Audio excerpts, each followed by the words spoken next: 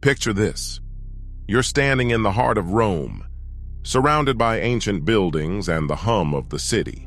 Yet just a stone's throw away lies a hidden world that few know about. A world of secret passages, ancient walls, and mysterious corridors, where the past and present collide in unexpected ways. Welcome to the world of the Passetto di Borgo, a secret passage that's been hiding in plain sight for centuries. A wall that pretends to be just a wall. Picture this: Rome, 1527. Soldiers are burning the city. Blood runs down cobblestone streets. The most powerful institution on earth is about to fall, and the only thing standing between total collapse and survival is a hidden passage inside a wall that most people walk right past every single day. That corridor still exists. You can touch it. You can walk it. And almost nobody knows it's there. It's called the Passetto di Borgo, roughly 800 meters of stone, secrets, and survival, connecting the Vatican directly to a fortress on the River Tiber. Popes used it to escape assassins. Prisoners disappeared into it, never to be seen again. And according to legend, at least one pope used it for reasons that had absolutely nothing to do with salvation. This isn't a myth. This isn't a movie set. This is real, it's still standing, and today we're going inside. Before there was a secret corridor, there was just a wall. And before the wall, there was chaos. In the 6th century, an Ostrogoth warlord named Totila laid siege to Rome and set up a fortified camp in the neighborhood that would eventually become the Borgo district. The stones his forces stacked would be reused, repurposed, and rebuilt for centuries. Then in the 9th century, Pope Leo IV changed everything. Arab raiders had been hitting the Italian coast hard, and the Vatican, sitting completely unprotected on the west bank of the Tiber, was dangerously exposed. Leo IV ordered a massive defensive wall built around St. Peter's Basilica and the surrounding quarter. That wall became the skeleton of what would one day be the Passetto. But here's what most people miss. Even at this early stage, this wasn't just a physical barrier. It was a statement. On one side, pilgrims, merchants, ordinary Romans. On the other side, the protected world of papal power. The wall was always about more than keeping enemies out. It was about keeping certain things invisible. Fast forward to the 13th century. The papacy has relocated from the Lateran Palace to the Vatican, and suddenly popes find themselves sleeping uncomfortably close to Castel Sant'Angelo, Rome's most formidable fortress, without any safe way to reach it. Around 1277, Pope Nicholas III reportedly commissioned a covered passage built directly into the thickness of Leo IV's existing wall. Not underground, inside the wall itself. 2 levels, an open walkway on top for soldiers, a concealed corridor below for the Pope. Think about that engineering for a second. This isn't a tunnel dug under the city.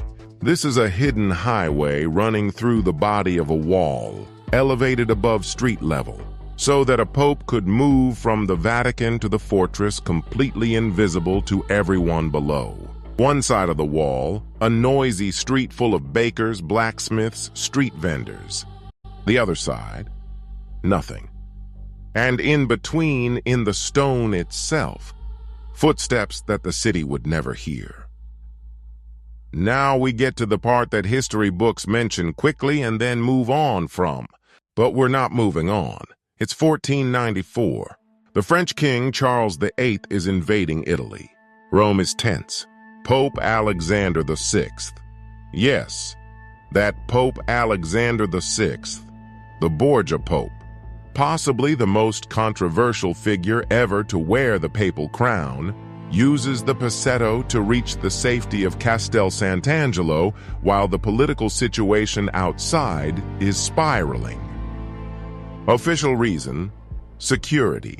Unofficial reason, according to later chronicles and Roman street gossip, Alexander VI allegedly used this same corridor for considerably less spiritual purposes.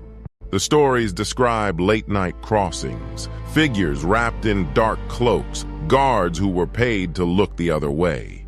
Was it true? Probably exaggerated. But here's the thing about the Passetto. Once you know a secret passage exists, every rumor about it feels completely plausible. That's the power of a hidden corridor. It doesn't just move people, it moves stories. This is the moment everything the Passetto was built for finally gets tested.